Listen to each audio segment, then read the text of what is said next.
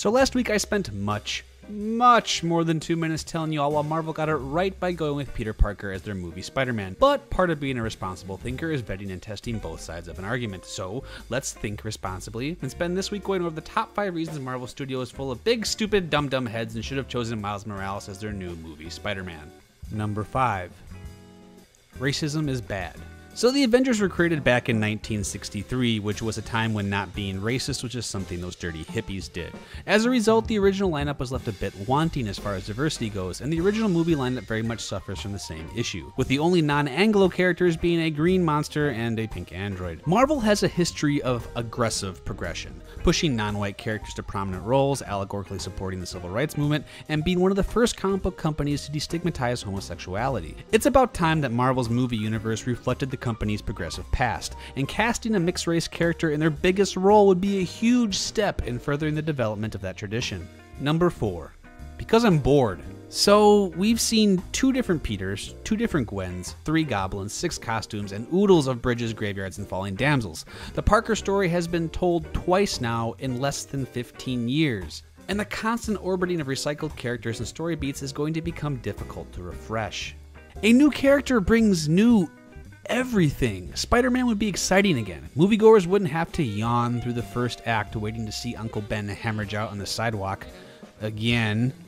In a movie industry that is lousy with reboots, rehashes, and the repackaging of the same sleepy ideas, Marvel could have done something novel, something daring, instead of just filling yet another redesigned costume with yet another skinny white dude fighting yet another dude on a flying skateboard dressed in the Halloween mask of your mom.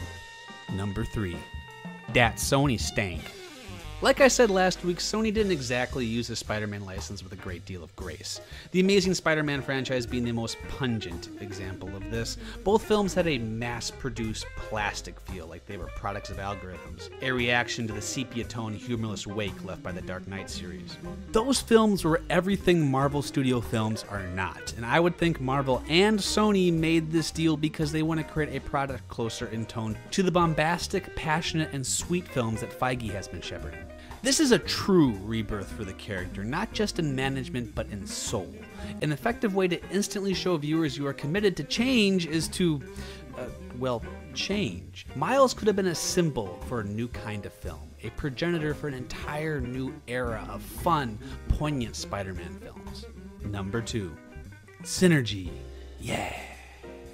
If you believe Marvel's over-caffeinated marketing, Miles Morales is going to be a central pillar to the post-Secret Wars Marvel comic book universe. Now, Marvel has a history of trying to reflect their movie events in their comic books to make the films function as a more effective jumping-on point for new fans, which has both been a good thing and a horrid, gory nightmare. If Marvel has big plans for Miles in their comic books, which they seem to do, a film starring him would be a perfect phase 1 to his coup.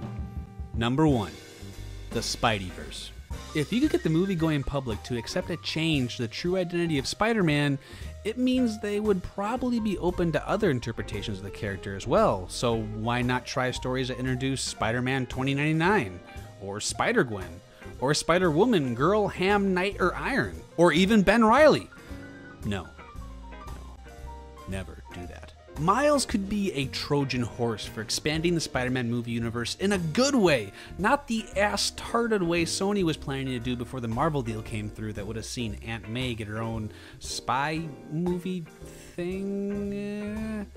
The Spider-Man mythos is an amusement park of fun, crazy characters and stories, so why do we keep telling the same story about the same character again and again and again? So there you go. We are responsible thinkers. We collected all the arguments from both sides of the point, and now we can effectively and intelligently form opinions. Please leave those opinions in the comments below, and we can all fight about it together, like a family, an angry, anonymous family. That's 2 Minutes of Comics. I've taken enough of your time. Peace out.